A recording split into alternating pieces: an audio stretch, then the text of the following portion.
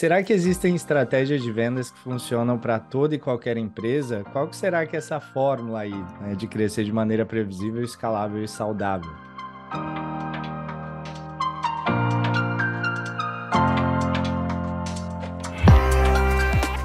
Sejam muito bem-vindos a mais um episódio aqui do Inside the Sales, podcast que aborda os principais desafios e experiências de Inside Sales.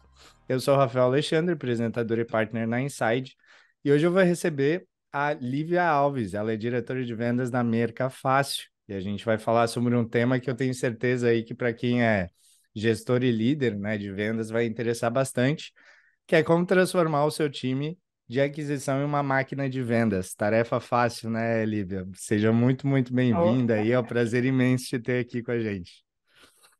obrigada, Rafael. Obrigada pelo convite. É muito legal falar sobre construção de máquina de vendas, né? Porque eu acho que alguns anos atrás era um tema que bombava, depois foi perdendo um pouco a força.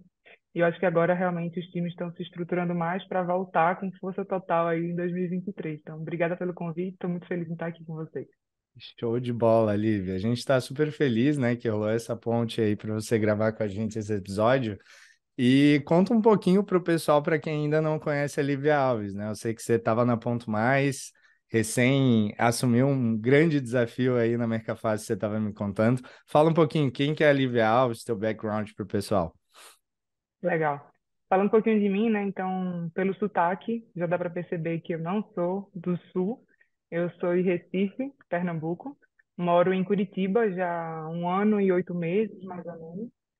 Mas morei em São Paulo antes de vir para cá, um tempo. Então, saí de Recife há alguns anos, mas o sotaque ele permanece. E já é o meu quebra-gelo, né? Qualquer reunião que eu começo, eu já começo falando que o sotaque é diferente, mas que a gente vai conseguir seguir uma boa conversa. Eu acho esse negócio de sotaque é engraçado, né? Até, enfim, a gente usa bastante estratégia, a gente brinca, né? Que o negócio de sotaque tá batido no rapport, mas não tem jeito, a gente segue usando, né? É incrível. Sempre, porque já faz parte do storytelling, né? Você se acostuma a falar e aí não É. perde mais. Ah, eu E até acho porque bom todo mundo demais. pergunta. Já perguntam naturalmente, já perguntam onde é que eu sou. Então já começo falando, já tira Tua aí as marca dúvidas do registrada. pessoal. Ô, É. Olivia, te contando um pouquinho do Inside the Sales, a gente tá, enfim, já rodou alguns episódios, né? Mas está no comecinho da jornada ainda. E a gente falou aqui sobre várias coisas já, tecnologia, seleção de vendedores, ICP, enablement, engagement, enfim. E hoje o tema ele é um pouco mais amplo, né? E eu acho que vai ser legal porque a gente vai acabar falando, eu acho que de várias dessas coisas juntas aqui, desde o olhar enfim, de cima ali de gestão. Eu queria começar com uma pergunta mais aberta relacionada a, assim, como na tua visão a gente consegue juntar tudo isso, ou quais são, né, os pontos mais importantes para a gente juntar todas as estratégias e realmente criar uma máquina de vendas que é o que a gente quer como líder de vendas, né? Legal.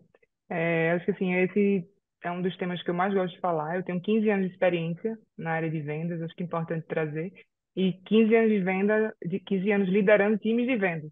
Então, é um desafio e a gente precisa se renovar a cada ano que passa, né? Porque os desafios deles mudam, o processo de compra muda, mas Uhum. eu considero que existem quatro bases que são fundamentais para uma área de vendas que performa, né? Que são pessoas, processos, tecnologia e gestão que sem essas quatro bases a gente não consegue de fato ter uma estratégia bem planejada que consiga de fato ser executada com precisão na operação de vendas. Então, quando a gente fala de construção de máquina de vendas, é isso que a empresa precisa ter bem estruturado para que de fato você comece a tirar a ideia do papel, né? A ideia de fato do que é uma máquina de vendas. Entendi. E pensando nessas, podemos chamar de pilares, quem sabe, né, da Sim, estrutura de vendas também. aí, por onde você começaria, assim? O que que você considera que é o mais importante? A maioria dos nossos ouvintes são startups, né, ou enfim, empresas pequenas e médias aí que estão começando operações de inside sales. Então, que tipo de dica você daria para alguém que está arrancando com um time do zero? Legal. Acho que vou trazer um pouquinho do conceito também, né? Importante. Uhum. Máquina de vendas, quando a gente fala de conceito de máquina de vendas, é nada mais do que você construir um modelo escalável de vendas. E aí, o que é que isso quer dizer na prática, né? A fundo, quando a gente precisa de fato aprofundar o tema, que são os três pilares que são, para que você seja considerado a máquina de vendas, eles precisam existir. que é você ser previsível, você ser escalável e ser lucrativo. E aí parece simples, né? Parece simples quando você fala de três pilares que são o oxigênio de uma operação, mas que na construção eles fazem total diferença. Porque para que eu seja previsível, eu tenho que ter em mente o que é que está acontecendo. Então, quais são os meus pontos de alavancagem e quais são as minhas taxas de conversão? E aí, ao longo do processo, eu consigo descobrir onde é que estão as minhas maiores oportunidades de melhoria. E aí, quando eu vejo previsão, né, de previsibilidade, eu vou para ser uma empresa escalável. Porque a máquina de vendas ela vai ficando melhor com o tempo. Então, eu preciso garantir que os processos criados estejam escritos e que eles sejam replicados. E aí eu falo muito, quando a gente fala de ser escalável, eu gosto muito de entrar em processos, e aí é onde entra o playbook de vendas, que também é super Bom. fundamental que tenha dentro de uma operação. Por último, né, não menos importante, lucratividade. Então, uma empresa para ser considerada uma máquina de vendas, uma operação para ser considerada uma máquina de vendas, ela tem que ser lucrativa. Até porque o negócio, para existir, ele precisa dar lucro. A gente não pode achar que se eu for previsível e se eu for escalável e não for lucrativo, tá ok. E na verdade não, na verdade eu preciso ser lucrativo para que cada cliente novo ele ofereça um retorno maior do que o investimento que eu fiz, que é o CAC, o custo de aquisição do cliente. Eu preciso garantir que o sucesso desse cliente ele de fato aconteça, para que ele comece a consumir outros produtos e isso vire uma expansão de receita, ou seja, no final das contas eu gastei menos para adquirir do que de receita que ele deixa dentro do processo do negócio, né? Essa parte, então, de lucratividade me parece muito relacionada com eficiência, né, Lívia? A gente conseguir fazer mais com menos, de fato, e eu acho que a operação de vendas tem muito dedo aí, né, nessa eficiência, enfim, de lead para qualificação, depois de SQL para vendas. Eu acho que impacta muito no funil, né, do business ali, essa parte. Bastante, bastante. Então, eu acho que é um dos maiores desafios que as áreas enfrentam, porque quando a gente fala de máquina de vendas, a gente está falando de máquina de aquisição. E o que é Uhum. uma máquina de aquisição? É você juntar marketing e vendas. Imagina, são duas áreas que precisam estar trabalhando em conjunto para que, de fato, o negócio aconteça, cresça, se torne lucrativo, se torne escalável e tenha previsibilidade. Então, sem marketing, sem vendas, não existe máquina de vendas que seja construída com sucesso. Show de bola. Eu, assim, conectando com esse ponto, então, de máquina de vendas, tu considera que que é ser uma máquina de vendas, né? É vender para todo mundo ou vender melhor para quem você quer vender? Que isso é uma discussão também um pouco polêmica aí nas empresas. É polêmico porque sempre é assunto de marketing e de vendas, né? E quando junta os dois, vira um assunto polêmico. Mas acho que a gente tem que ter muito bem definido qual é o nosso ICP, né? Que é o Ideal Customer Profile. E a nossa persona. Então, não adianta eu querer iniciar um negócio, construir uma máquina de vendas sem saber de fato qual é o público que eu quero alcançar. E muito mais, qual é a persona que eu quero falar. Porque dependendo da persona, o jeito que eu vou falar, o pitch, como a gente fala, né, na nossa área de vendas, ele é diferente. Então, eu preciso ter isso muito bem equilibrado, muito bem estabelecido para que eu possa começar uma atuação. E para que o marketing possa fazer uma geração de leads que seja qualificada, ele precisa ter o ICP e a persona. E isso precisa ser muito bem definido em conjunto. Porque não adianta também só o marketing saber qual é o ICP e a persona e o comercial não, porque quando esse lead chegar, quem vai falar com esse lead é o comercial, é a área de vendas. Então, isso Uhum. precisa ser muito bem alinhado para que ambas as áreas consigam ter o mesmo discurso com o lead, que é o possível cliente, né? Uhum. E essa parte que você tocou ali dos discursos, né? É engraçado porque é um tema super relevante, né? A importância do storytelling, que a gente fala bastante aqui na Inside. E a gente realmente vê que a maioria das operações tem o mesmo pitch, assim, o mesmo Ctrl+C, Ctrl+V, quando realmente diferentes ICPs exigem histórias completamente diferentes, né? Aqui na Inside mesmo, Liv, por exemplo, aqui eu vendo hoje para três ICPs os projetos de consultoria bem diferentes entre si. E não tem nem como, assim, ó, dar exemplos, né, iguais, às vezes porque Copiar e colar, né? não tem nem como eu conectar com o que o lead está vivendo. Então, acho que é um exercício de empatia, né? Eu acho que eu vejo É, muita relação, pelo menos, de storytelling com empatia, porque eu vou contar uma história que tem que ter total relação com o exato. interlocutor, né? E sim, e eu preciso saber qual a empresa, Então, eu tenho que entender o segmento, o mercado que essa empresa está inserida, e eu tenho que Uhum. entender a persona, qual é o papel dela dentro da empresa. Porque por mais que não seja a minha persona final, pode ser uma pessoa que me leve até a persona final. Pode ser um interlocutor. E aí a forma de falar também tem que ser diferente.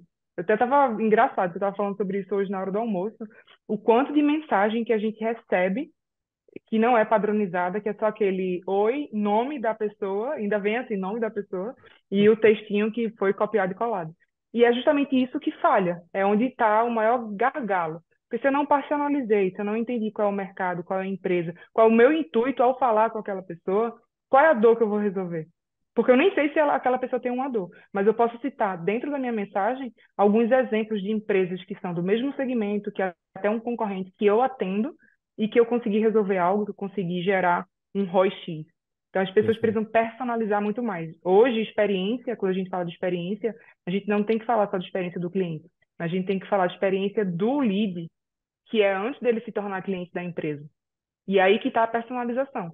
Eu tenho que Exato. personalizar o contato para que ele entenda que eu estou falando ali é de Lívia para Rafael. Não é Exato. de Mercafácil para Insight Center e aí é copiado e colado. Não, eu quero entender muito mais profundamente quem é Rafael e o que é que Rafael precisa. Cara, eu acho que a gente é geral isso, tá? Porque a gente entrou numa era, né? Você comentou que você tá há 15 anos aí liderando o time de vendas. Eu tô um pouquinho menos aí, 12, 13 anos trabalhando também com Inside e eu vejo que, pelo menos eu vivi, eu imagino que você também, uma era de startups, né? De tecnologia, empresas inovadoras. Sim. E a gente viu uma mudança super radical, né? A gente já viveu talvez uma nova era de vendas muito mais digitalizada, muito foco em automação. Só que a gente não pode esquecer, né, Lívia, que no final das contas são duas pessoas conversando, né? Eu e você aqui trocando ideia. Exato, E as exato, pessoas parecem exato. que esquecem às vezes isso, que, cara, eu tô prospectando alguém, mas é uma pessoa, né? Alguma posição naquela empresa é uma pessoa no final do dia que eu preciso conectar. Sim, Então, acho que sim. falta muito, até às vezes, bases de psicologia, de sociologia, assim, temas mais básicos que o time de vendas precisa se atualizar, né? E aí a gente Hum. volta para aqueles quatro pilares fundamentais que a gente falou, né? De pessoas, processos, tecnologia, gestão. Gestão. Tudo isso que a gente está falando, sem gestão não adianta, porque é o gestor que vai capacitar esse vendedor a fazer isso. Ele que tem que ter esse feeling de entender que não adianta eu ter um SDR, um BDR, prospectando 50 empresas no dia, sem que sejam empresas que de fato eu entendo qual é o mercado, eu entendo qual é a persona, eu sei o que é que eu vou resolver naquela empresa, eu sei como é que eu vou ajudar aquela empresa a resolver um problema que ela tem. Então, isso parte da gestão, parte muito da gestão. E aí é justamente onde eu pego muito no pé, que as lideranças comerciais precisam se atualizar cada vez mais para poder instruir os seus times a serem mais assertivos e a personalizarem mais para oferecer uma experiência melhor desde o primeiro contato. Porque ali, quando eu vou para o primeiro contato, já começa a experiência na jornada de compra do cliente. E se eu não ofereço uma experiência positiva no começo, qual é a credibilidade que aquele lead vai ter comigo? Uhum. Sim. Então, fica aí a provocação. Deixa eu aproveitar essa provocação, então, Lívia, para fazer uma pergunta relacionada ao teu histórico, né? Eu sei que você ficou bastante tempo na Ponto Mais, você acabou de migrar, né, de desafio. Sim, É, falando em gestão, existe alguma fórmula, assim, porque o teu case na Ponto Mais é muito legal, né? Você saiu de uma operação pequena para muito mais estruturada, então conta um pouquinho para a gente esse case e qual foi eu não sei se tem fórmula, né? Mas o norte aí que você seguiu, né? Um guia, pelo menos, para compartilhar com a gente. legal. Boa. Acho que muita gente vem me perguntar, e aí muita gente pergunta assim, ah, Lívia, como é que se constrói um time de alta performance? Como é que constrói uma máquina de vendas, uma máquina de aquisição? Como é que faz o que vocês fizeram? E muito do que eu vou falar, Rafael, eu acho que não é nem segredo, não é nem receita de bolo, não é nem beabá, é realmente o que é na prática e o que eu fiz e que deu muito certo, e que sempre deu muito certo na minha carreira, que é valorizar as pessoas, colocar as pessoas em primeiro lugar. Esse Legal. é a cereja do bolo, porque de nada adianta eu ter os melhores processos, o melhor playbook, de nada adianta eu ter as melhores estratégias, o plano, um planejamento estratégico incrível, sem as pessoas certas e sem valorizar as pessoas que eu tenho. Então, eu tenho como característica sempre colocar as pessoas em primeiro lugar, né? Então, entender a fundo no individual o que é que cada pessoa tem de necessidade, porque enquanto líder, quando eu entendo a necessidade de cada um, eu consigo direcionar essa pessoa para que essa pessoa seja muito mais bem assistida, de forma de líder liderado, para que de fato ela trabalhe e ela performe e ela entregue o que ela precisa entregar. Porque tudo isso é alinhamento de expectativa. Então, eu me lembro que logo quando eu cheguei na Ponto Mais, quase 2020, 2021. Nossa, já tô perdida, a gente tá em 2023, né? O Sim. ano virou e a gente sempre fica com esse negócio do calendário, né? Uma das principais coisas que eu tinha, assim, era analisar headcount, analisar os desafios que a gente tinha para o ano, mas focar muito em contratação. E muito líder deixa a contratação na mão do RH. Acha que é papel do RH, acha que é dever do RH. E eu Uhum. sempre pensei o contrário. Porque se eu estou contratando pessoas, se eu tenho um headcount para a minha área, eu, melhor do que ninguém, vou saber qual é o perfil que eu preciso, quem é a pessoa certa para a cadeira certa, para cada lugar. Porque não adianta eu colocar um Neymar para ficar no gol, não adianta eu colocar um Neymar no meio-campo ou na zaga, sabendo que É, ele é um bom atacante. uma ótima analogia. Então, o líder ele precisa ter esse feeling e ele precisa ajudar o RH a trazer as pessoas. Então, eu sempre fui muito parceira do RH para trazer as pessoas certas. E aí, logo nos primeiros meses, a gente começou a contratar alguns vendedores. E o processo de onboarding fez toda a diferença, porque a gente redesenhou todo o processo de onboarding. Então, hoje, até hoje, né, claro, eu tenho há menos de 5 dias que eu saí da Ponto Mais, o processo de onboarding ele funciona com etapas longas e extensas, mas são extremamente necessárias para que quando o vendedor sente na cadeira e começa a ligar para o primeiro cliente, ele esteja seguro. De quem é o papel de garantir que ele esteja seguro para falar com o cliente? É do líder. Ele precisa garantir que o onboard ele seja bem estruturado, com os temas que ele Legal. precisa passar. Ele precisa conhecer a empresa, ele precisa conhecer o produto. Tem que ter, depois de todo esse 360 nas áreas, ele precisa fazer roleplay antes de ligar para o primeiro cliente. Porque é ali onde eu dou insumos e feedbacks para que ele consiga ficar muito mais confortável na primeira ligação. Então, a última fase são cerca de 3 semanas, mas a última fase é um roleplay, onde ele Uhum. apresenta como se ele estivesse apresentando para o cliente, e aí a gente começa a fazer as trocas de feedback. E quando ele vai fazer a primeira ligação, ele vai muito seguro.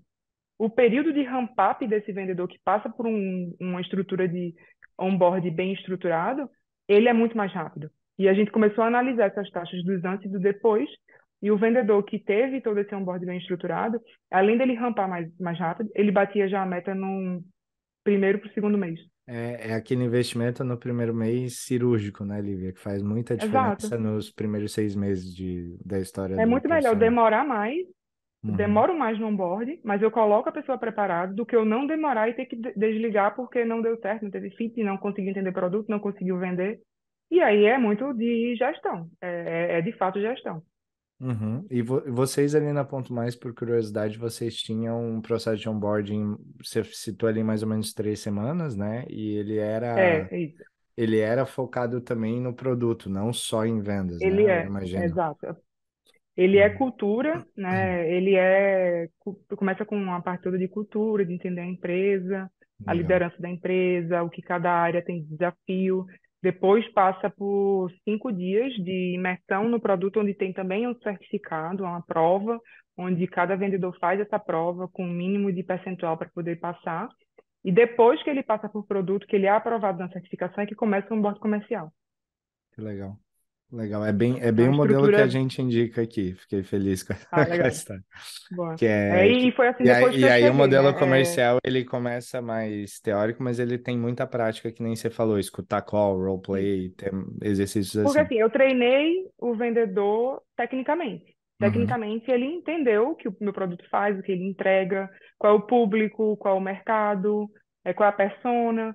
Mas eu preciso fazer com que comercialmente ele entenda como vender. Eu preciso falar para ele quais são as melhores técnicas de vendas, qual é o melhor modelo comercial que ele vai seguir, como que são as etapas do processo comercial, porque isso de empresa para empresa muda. Por mais que eu contrate um vendedor que vende mercado e ele já tem experiência, não é igual os processos comerciais das empresas. Então, ele precisa entender qual é o modelo comercial, o processo comercial que ele vai seguir dentro da empresa que a gente trabalha, para que ele possa ser treinado para isso. Então, além de ser treinado em técnica comercial, ele é treinado em como vender o produto comercialmente. Porque imagina, você vai comprar um carro e aí o vendedor começa a te falar tudo que tem o carro, todas as... Nossa, tem teto solar, tem roda de liga leve, tem... E você não precisava disso. Uhum. Então, assim, eu preciso entender qual é a tua necessidade antes. Então, é muito Uhum. nesse sentido que o treinamento comercial ele funciona voltado ao produto. O que é que do produto eu não posso deixar de mostrar, que a gente sabe que brilha os olhos dos clientes, porque a gente também já tem toda essa experiência de poder mostrar para ele o que é que dá certo. Legal, legal, Lívia. Então a gente pode falar, voltando aos quatro pilares, será que pessoas seria a base de todos os pilares? Assim, você Com realmente certeza. acredita que pessoas, não adianta ter processo, tecnologia, gestão, se essa parte de people não está muito bem pensada? E aí, quando a gente pensa em pessoas, tem várias coisas, né? Tem a parte de Sim. contratação, tem a parte de onboarding, ongoing, enfim, capacitação dessa galera, né? Porque não adianta também, contratei, fiz um onboarding incrível e depois esqueci que o vendedor existe. É, Né? Não é só o onboarding, tem um ongoing, tem que treinar das novas práticas, o que é que muda uhum, no produto, quais são as novas funcionalidades, o que é que no mercado muda também, o que é que está por vir, então, o roadmap a gente tem que mostrar para o vendedor, para que ele já se prepare e entenda também, trazendo insumos para a liderança. Se o cliente gosta do que a gente vai lançar, se o cliente quer, se ele sente falta, quais são as funcionalidades que a gente ainda não tem, que o cliente pede na ponta. Então, legal. tem que fazer com que, de fato, o vendedor e a área que a gente gerencia, e aí quando eu falo de liderança, eu não falo só de liderança de vendas, mas é liderança de pessoas, e pessoas estão em todas as áreas. A gente precisa entender e dar o protagonismo para essas pessoas, para que essas pessoas elas possam errar, né, que faz parte também do processo, mas para que elas possam aprender. E quando a pessoa se sente parte da organização, com certeza ela está feliz em trabalhar, ela vai te entregar um bom resultado, ela vai ter um sentimento de pertencimento e ela engaja muito mais. Sem dúvida. Então, por mais simples que pareça, quando as pessoas perguntam, nossa, Lívia, como é que constrói um time de alta performance, máquina de vendas? Sem você valorizar pessoas, sem você colocar as pessoas em primeiro lugar, não consegue, demora. Tem empresa que eu sei que vai conseguir, mas eu sei que demora pra caramba. Então, não é melhor colocar as pessoas em primeiro lugar, valorizar as pessoas de forma genuína, também tem que ser muito genuíno, não dá para ser só da boca para fora para ficar bonito para o mercado, tem que ser de fato no dia a dia. E aí é uma construção muito líder liderado. Você era muito próxima, Lívia. Conta um pouquinho pra gente quanto tempo você ficou na Ponto Mais e como que foi esse crescimento. Eu imagino que você tinha um time bem menor no começo e esse time foi Sim. crescendo ao longo dos anos, né?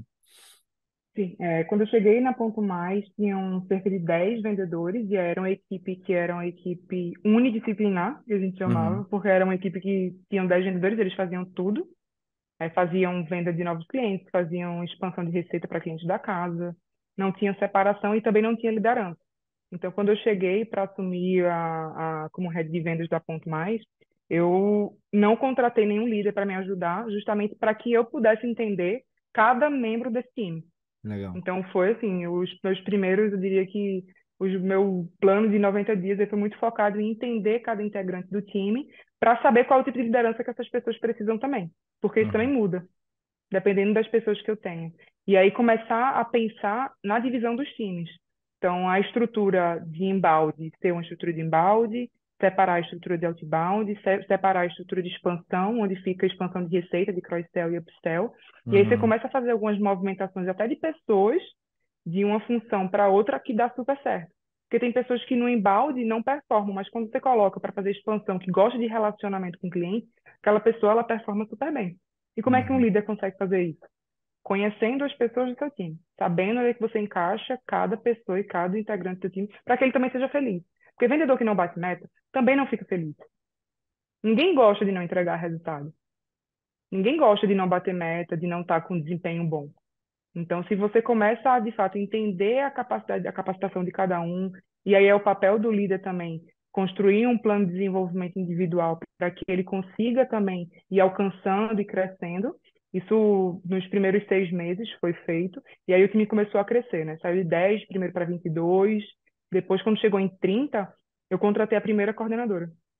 Então, ela chegou depois de uns 8 meses, que eu estava sozinha na operação. Então, fazendo one-on-one com todos os vendedores, feedback, daily, brindes. todas as rotinas e práticas de gestão eu fiz religiosamente, com Você todos chegou a eles, ter 30 pessoas do teu time sim, diretos? diretos, Rapaz, e tem gente reclamando aqui com 10, Lívia. diretos. E fazendo tudo o que precisava Loucura. fazer, assim, Meu, é. Então, assim, em relação à relação que foi construída, é uma relação de muita confiança. claro, Então, até hoje, assim, eu tenho uma relação com todos os vendedores que já trabalharam comigo em outras empresas também, que é muito sim. bacana. E são pessoas, não adianta. A gente está falando disso agora com o lead. Como é que eu não vou achar que o meu vendedor também é uma pessoa, E, né? e essa relação é super forte mesmo, né? A gente brinca que as máfias vão se instaurando, né? Eu É, tenho, por exemplo, a minha escola foi na RD, eu também tive uma história parecida, fiquei muito tempo lá. E até hoje a gente tem um grupo do RD Máfia ali, da galera das antigas, é, que se constrói um relacionamento que vai muito além da empresa, ou do projeto, do produto, é, etc. E isso que eu acho que o pessoal tem que entender, né? é, As relações, de modo geral, seja com clientes, seja com colaboradores, é. elas vão muito além. E, sem dúvida, se você cultivar bem, no futuro essa mesma pessoa pode te ajudar em outra situação, né, Lívia? Outro É, cenário. sabe por quê, Rafael? Não adianta eu achar que sozinha eu vou construir algo. A gente só Uhum. constrói, de fato, em time. E eu posso ter o cargo de líder, mas quem me faz líder é meu time. E eles reconhecem isso genuinamente, sem você precisar pedir ou sem você precisar dizer que você é o que você é, sabe? Acho que assim, o mais importante é quando o time reconhece. Aí sim é que você tem um trabalho de liderança bem genuíno. Então eu construo essas relações porque eu sou assim.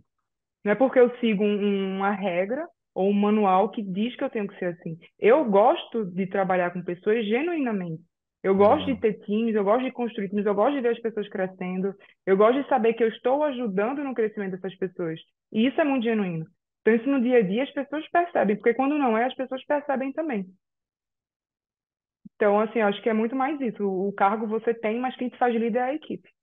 Ah, sem dúvida. E outra, né? Isso não é inversamente proporcional a ser uma pessoa focada e orientada em números, resultados, metas, uma pessoa ambiciosa, que ao contrário do que muitos, né, afirmam que você ou é muito people ou é mais. Aham, Cara, eu aham. acho o oposto, porque como é que você vai Eu atingir acho. o resultado sem o time, entendeu? Exato. Não tem nem como, Não né? tem como, olha, eu vou te falar, assim, a gente quebrou recordes e mais recordes de vendas, a gente triplicou faturamento em menos de 2 anos. Então, assim, esse diz, ou você é pessoas ou você é números, não consegue agregar as duas coisas, é totalmente equivocado. Consegue sim, se você fizer um bom trabalho com as pessoas e se você for um líder que estuda e que procura ser tecnicamente muito bom também. Então, assim, você precisa ser um líder que também se desenvolve, que Sem também dúvida. busca, que também entende tecnicamente o que você está fazendo, que conhece o processo de vendas na palma da tua mão.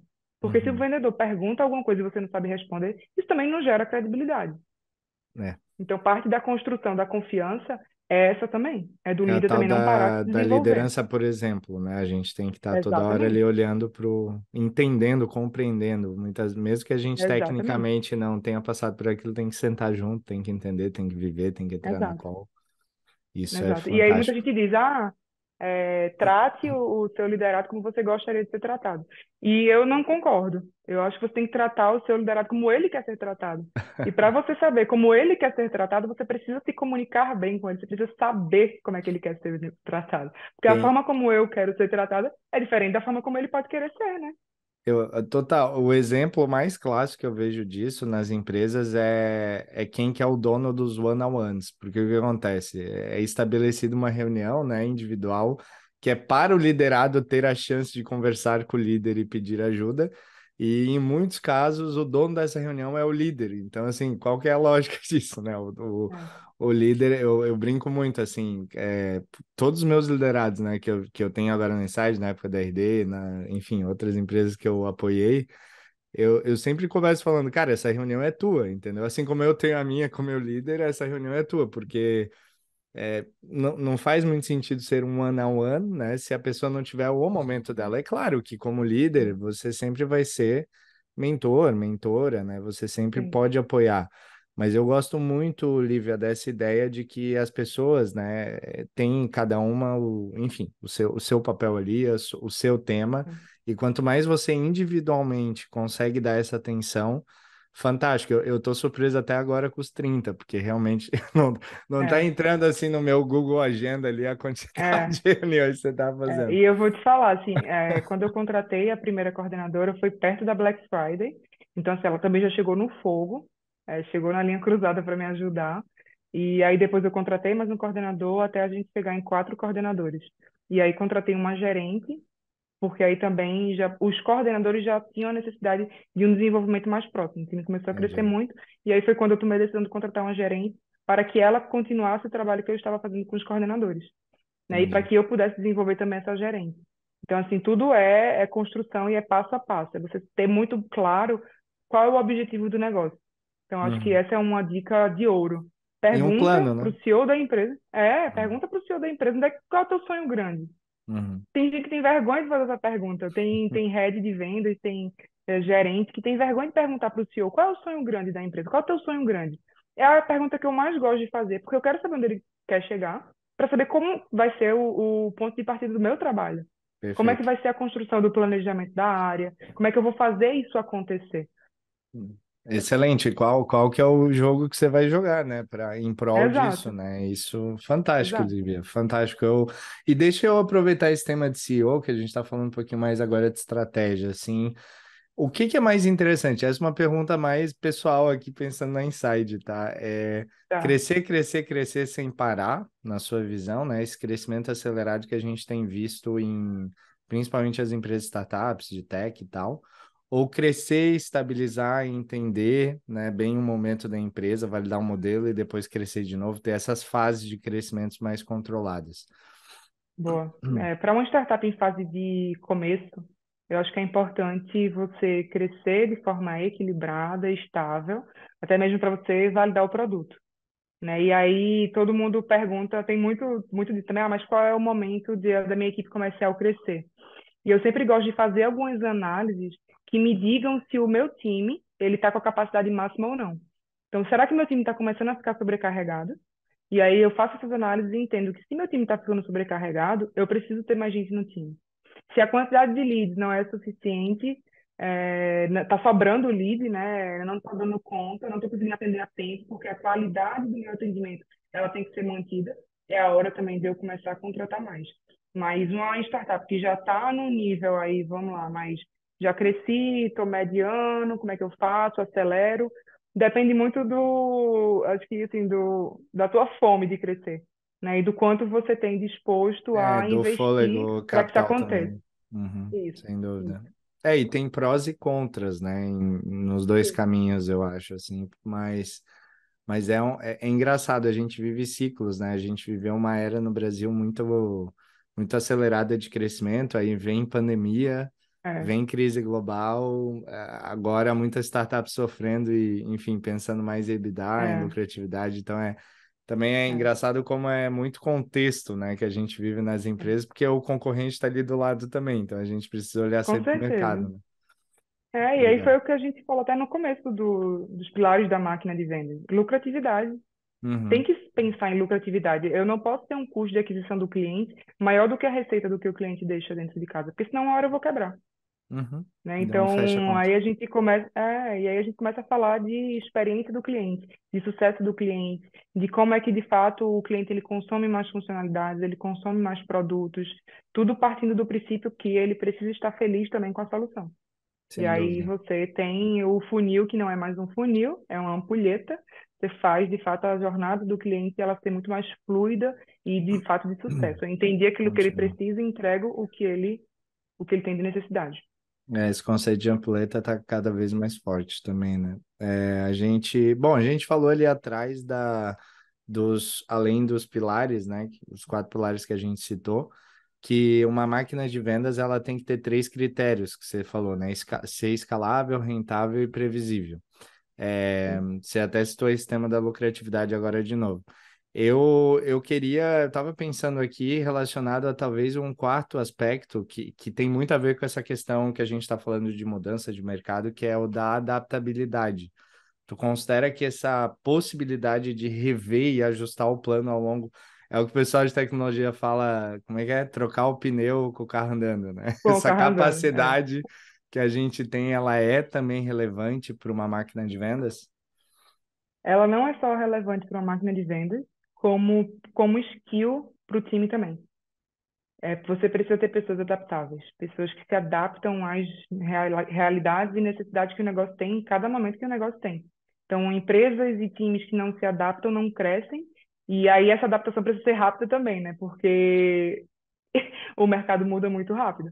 E aí, quando a gente fala de como é importante conhecer bem um processo de aquisição e de manutenção dos clientes, é justamente por isso, para que eu consiga me adaptar mais rápido. Porque se eu perder o timing, o meu concorrente já se adaptou e ele já está na frente. Então é tudo muito rápido. E é muito rápido mesmo, né? Muito rápido mesmo. E aí, cara, eu não consigo fugir dessa pergunta, assim, que é a pergunta de tecnologia. Como é que você vê, assim, qual que é o papel que você vê da tecnologia para uma boa máquina de vendas, até com a tua experiência na Ponto Mais, o quanto a tecnologia impactou? Porque a gente falou muito de pessoas, mas eu queria migrar agora o tema para tech, para entender do teu ponto de vista o quão relevante é esse tema. Ótimo. É um dos pilares, né? Então, assim, não Uhum. adianta. Se eu não tiver tecnologia, e aí, gente, só falando, tecnologia se tornou um pilar de qualquer atividade que quer ser eficiente. E eu não estou falando de recursos básicos, tipo celular, computador, WhatsApp, e-mail, planilha de Excel, porque isso é básico. Porque as tecnologias que representam a essência da produtividade em vendas são aquelas que foram criadas especificamente para vendas. CRM, é uma ferramenta de BI, é uma ferramenta de armazenamento de arquivos em nuvem, eu tenho uma ferramenta de videoconferência, é isso que a gente está fazendo aqui. É eu poder gravar as demonstrações que o meu vendedor faz com o cliente, para que depois eu possa analisar e dar feedback. É uma ferramenta de assinatura digital de contratos, para que eu possa acelerar também o processo de fechamento. Então, tecnologia é fundamental. Não dá para ter um time de performance, um time que bate metas e que cresce sem tecnologia. E aí, mais uma vez, não são as tecnologias que a gente está acostumado a ver no dia a dia. São tecnologias específicas para times de vendas. Então, elas podem garantir, sim, uma maior produtividade do time e são essenciais no nosso dia a dia. E elas ajudam muito nessa parte de gestão de métricas mesmo, né? Quando a gente vai olhar Total, para total. produtividade, o que que você olha mais, Liv, hoje no teu time, assim, em relação a indicadores? O que que te chama mais atenção?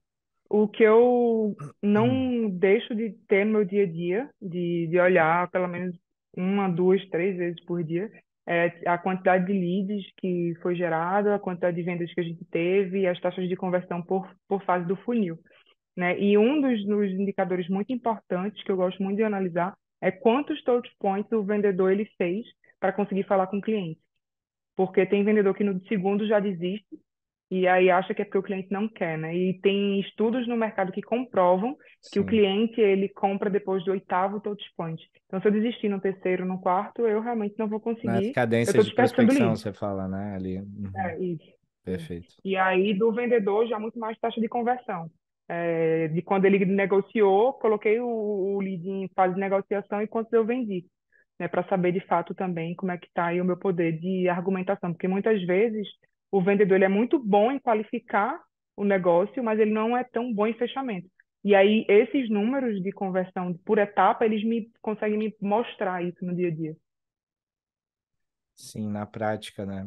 E Sim, mas, por exemplo, hoje você separa esses indicadores em tipos, porque os indicadores de resultado, né, finais, eles são diferentes dos indicadores de pipeline, de funil, que são diferentes sim, daqueles mais operacionais. Eu costumo sim. pensar que aqueles mais operacionais são, quanto mais você descasca ali enfim, a cebola, mais difícil Sim. fica chegar no dado, né? É. Mas, enfim, tu também vê dessa forma? Você tenta quebrar em níveis ou como você olha os Eu indicadores? faço exatamente assim. Eu faço da seguinte forma: eu tenho que entender quais são os meus indicadores estratégicos, os meus indicadores táticos e os meus indicadores operacionais. Então, eu quebro da mesma forma como eu quebro um planejamento: o que é estratégico, o que é tático e o que é operacional. Porque se eu tenho isso dentro do meu planejamento, eu vou ter os indicadores que eu vou acompanhar cada ação de estratégia que eu tenho. Então, é uma metodologia muito boa para isso, é a metodologia de OKR, que me proporciona esse acompanhamento dos KPIs, que são os indicadores de performance, de forma muito mais estratégica. Eu entendendo quais são os meus indicadores que fazem parte da minha estratégia do negócio, quais são os indicadores de performance que fazem parte dos meus indicadores de níveis táticos e de níveis operacionais. E aí eu consigo também treinar o meu time de liderança para que eles foquem no que precisa. Porque eu não tenho que um coordenador que tem um nível mais tático, ele não precisa estar tão preocupado com os indicadores estratégicos, porque isso eu já estou cuidando. E aí ele Uhum. precisa garantir que os táticos aconteçam. E esse é o segredo, essa é a chave. E os indicadores operacionais é o vendedor. O vendedor precisa saber quais são os indicadores de performance que ele precisa acompanhar no dia a dia para que ele Sim. consiga bater a meta dele. Então, quando a gente separa em estratégico, tático e operacional, isso fica muito mais claro para toda a equipe e todo mundo remando no mesmo objetivo. É, isso aí estimula o time, como você comentou também, a utilizar, né, diferentes visões, né, o que a gente chama muito aqui de storytelling de dados, né, quem tem que ver Sim. o que faz sentido para cada Exatamente. pessoa. É, mas legal, você trabalha com OKR há muito tempo já, Lívia? Já há uns 5 anos já, há algum tempo. Eu gosto muito da metodologia, Legal. porque é uma metodologia bem norteadora e é uma metodologia onde toda a empresa está remando pelo mesmo objetivo. Então, é isso que é o mais importante, é você estabelecer objetivos para que as áreas desdobrem em key results e que esses key results cheguem nesse objetivo geral, que é o objetivo único da empresa, né? Bem legal. Eu acho que é o mais legal do OKR, né? Desde a época do Google lá, Sim. que trouxe muito Ficou esse famoso, método. né? Ficou Foi a famoso com o Intel Google, né? a Intel que foi a idealizadora, mas Eu quem acho deixou que não. famoso foi o Google. É isso que eu ia perguntar, mas não foi o Google que fez, né? Eu já tinha escutado isso. Foi o Google que deixou famoso, mas É, quem eu idealizou conheci foi. pelo Google também, mas já É, tinha escutado que. Então é a Intel que lançou a isso, metodologia. isso, Legal, isso. bom saber. Show de bola. Tem até um E livro que é do CEO, que era da Intel, né, que é o Gestão de Alta Performance, que ele traz um pouco do conceito na prática, como é que foi que ele criou. tô com esse livro aqui para ler, olha só, que Pois ler, eu gostei tá aqui bastante na dele. Ele lista. é um Você pouquinho mais curtiu? denso, mas eu gostei bastante dele. É, porque eu li um do Ben Horowitz que ele indica esse livro, o Ah, que legal. High Ele é Management. muito bom. Eu não lembro agora o Eu nome sempre em indico também. inglês, mas é muito bom esse livro. Dizem, né? Vou ler, tá na lista aqui. É bom. Eu já li, é bom. Inclusive, eu vou chegar no livro já, tá, Lívia? Que a gente sempre pede aqui Legal. indicação, pergunta indicação de livro no final do podcast, mas a gente já está Boa. se encaminhando aí pro final, mas eu quero te fazer uma pergunta antes que eu acho que vai desdobrar em mais temas, que é, assim, qual que é o erro ou os erros mais críticos, tá? Que a liderança ela pode fazer ou cometer ali no dia a dia quando ela está tentando criar essa máquina de vendas. Você que viveu essa jornada, eu tenho certeza que errou bastante, né, Lívia? Então, se puder Sim. compartilhar um Sim. pouquinho com a gente uns principais erros assim. Tá. Olha, o principal é você manter um vendedor bom com a cultura ruim. Por quê? Quando eu estou indo na fase inicial do meu negócio, que eu tenho um vendedor muito bom e ele dá resultado, eu acho, é uma ilusão, que eu sou muito dependente dele, do resultado dele. E aí eu começo a manter um vendedor que não, culturalmente não tem fit, que ele entrega o resultado, mas que ele começa a puxar a equipe para baixo. Isso a médio prazo é muito ruim, porque aí você perde o time e esse vendedor a longo prazo ele também nem se sustenta. E um outro erro é você promover esse melhor vendedor que te ajudou a começar a escalar a tua startup e promover ele a líder. Nem todo bom vendedor é um bom líder. Então, a contratação da pessoa de liderança, da pessoa gestora do time, é crucial para você ter um bom desenvolvimento do time a longo prazo. Então, esses são os dois que, assim, se você cometer, já era. Esse segundo é clássico, né? E é por É, isso que é tão importante as empresas investirem em formação de líderes, né? Justamente para é, identificar no time quais são enfim, essas pessoas que têm mais aptidão e que faz sentido e que querem, porque é. também na minha experiência, assim, com colaboradores, com amigos, colegas, eu vi que os melhores líderes não eram necessariamente os high performers, né? Assim, eram pessoas que É. estavam no mínimo ali de high performance, mas não eram os melhores necessariamente, eram pessoas Aham, que tinham outras aham. skills, né? Exato, exato. Então, assim, esses dois são erros que são um pouco bem fatais, assim, se a gente pudesse falar. Legal, legal, ótimos pontos. E com relação ao momento de escalar, assim, qual que seria acho que reformulando a pergunta, o que eu preciso ter para validar minha máquina de vendas para falar assim, agora eu posso escalar, posso contratar mais gente, posso trazer, seguir o mesmo modelo que vai dar boa. Quais são, talvez, os critérios que a gente tem que olhar, Legal.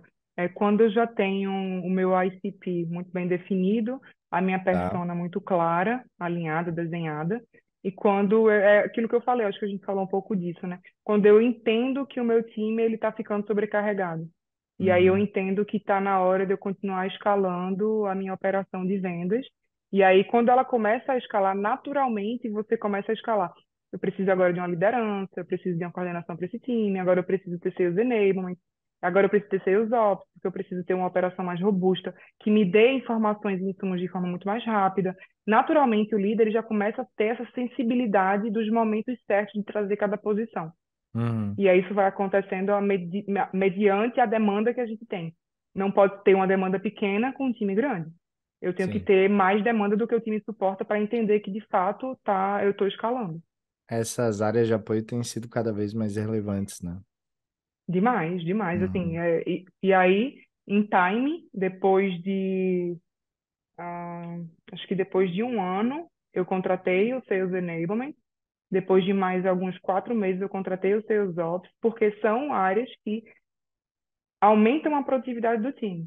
Então, o Sales Enablement é muito fundamental para manter nivelamento técnico, para manter nivelamento comercial, para manter o time, de fato, entendendo as melhores práticas de mercado, para continuar mantendo o roleplay, porque eu não posso deixar isso só na mão do coordenador. O coordenador precisa garantir toda é. dos pilares, né, o tático do negócio. E aí o Sales Enablement ele entra muito nessa parte de desenvolvimento do time. E o Ops fundamental porque sem dados uma gestão ela nunca vai ser eficiente.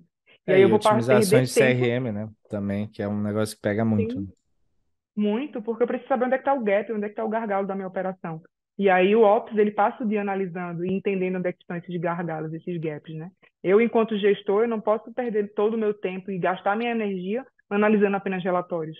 Eu preciso contar com boas ferramentas de gestão para que eu possa, de fato, tomar melhores decisões e decisões rápidas, para também não perder o time. Bom demais, bom demais. Lívia, achei muito legal, várias coisas relevantes, tá? Pelo menos para mim também, né? Não só para os nossos ouvintes, com certeza, mas para mim aqui no Legal. Inside. Deixa eu, antes de encaminhar para o final, te perguntar do livro. Eu sei que você acabou indicando um bem Boa. legal ali, mas tem algum livro que te marcou muito na tua história como líder de vendas, assim, que tu fala, nossa, esse é o meu livro, sabe? Tá, posso citar dois, então? Fica à vontade. O primeiro é Os Cinco Desafios das Equipes. Esse livro é sensacional. Eu, eu li esse livro acho que umas 4, 5 vezes já. Ele sempre me traz um insight diferente, porque de fato ele Legal. fala muito sobre construção de confiança, que é a Uhum. base de equipes de alta performance, e ele mostra isso na prática com exemplos, né? Então é muito legal e é um livro bem gostoso de ler. E tem um livro do Simon Sinek que é Os Líderes se Servem por Último. Esse livro é sensacional. É o último Esses dele, não dois, é? Ou eu não não sei se é é? o último, mas eu não sei se é o último dele, porque o Simon Ah, não, ele é não, muito o bom para último, dizer não, assim, ele não, é o um, último, ele lança livro todo dia, né? Mas é o Jogo Infinito, eu acho que é o último dele, né? The é. Infinite Game. É o penúltimo, esse dos líderes. Pronto. Servem por Então, último. esses dois, assim, para quem é líder, não deixa de ler, porque é isso. Tudo isso que a gente falou aqui tem muito lá e tem muito conceito, muita prática, muita rotina, tem muita vivência e tem muita gente Legal. que já fez os negócios acontecerem, que é o que eu acredito. Acho que a gente sempre tem que procurar pessoas que já fizeram muitas coisas acontecerem para que a gente possa se inspirar nessas pessoas, né? Na prática, né? Na prática, bem Sim, legal. Esse primeiro eu vou comprar, porque eu não conhecia esse é livro, muito bom. realmente. É muito bom, Rafael. Ele é um Muito bom. livro não é tão conhecido, né? No nosso mercado, Eu esse não vou do... dar spoiler, porque se eu começar a falar dele aqui, eu quero te contar o livro todo. Mas ele, Não, inclusive, tem até umas páginas de prática para você fazer. É muito bom. com exercícios. É do Patrick Aham, Lencioni. É esse exatamente. mesmo, né? Isso Show de mesmo. bola, anotado. Lívia, papo Boa. super bacana. Obrigado demais de novo pela presença, tá? Obrigada pelo convite Enfim, também. você foi super recomendada aqui, né? A gente não se conhecia ainda, mas fiquei muito feliz que o Gabriel tinha ponte contigo para a gente convidar para o podcast. E eu queria agora no final que você, se você quiser se despedir, contar para o pessoal como o pessoal também pode te contatar. Não sei se você tem algum canal, Legal. produz conteúdo em algum lado aí, para o pessoal contatar a Uhum. Lívia. Legal. Eu tenho um Instagram, @Lívia Alves. Eu Uhum. sou bem ativa nas redes sociais, né? Meu LinkedIn também é Lívia Alves. Eu respondo todo mundo que fala comigo, o pessoal que marca bench, que marca para conversar. Acho que essas trocas são extremamente ricas e a gente aprende cada vez que a gente fala muito das nossas operações também, né? E no Sim. Instagram também, eu sou super ativa, eu gosto muito de ajudar, então eu sempre abro algumas caixinhas de perguntas com as principais dúvidas que o pessoal tem, e parece que o pessoal se abre bastante lá, sabe? E aí eu consigo também falar muito de práticas do dia a dia, o que deu certo, o que não deu, como é que foi minha carreira, como foi que foi ao longo dessa jornada para chegar. Eu saí de vendedora para um cargo para ser diretora de vendas, então como é que foi toda essa construção?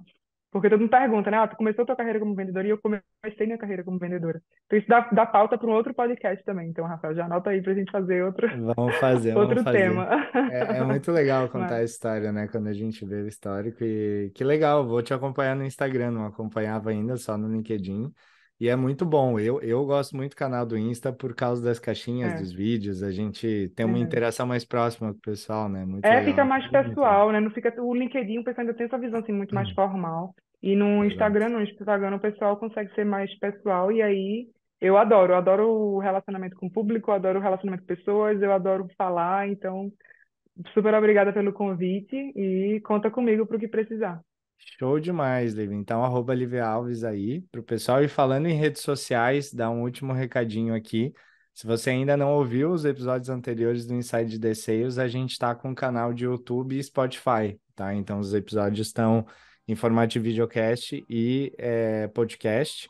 Os conteúdos lá na íntegra, ativa o sininho, segue, né, em todas as redes para acompanhar, que vale muito a pena. A gente está com novos episódios todas as quintas-feiras, às 5 da tarde. Então é isso, Lívia, obrigado de novo. Show. E para você que está ouvindo aí, obrigado pela audiência. Eu te vejo no próximo episódio.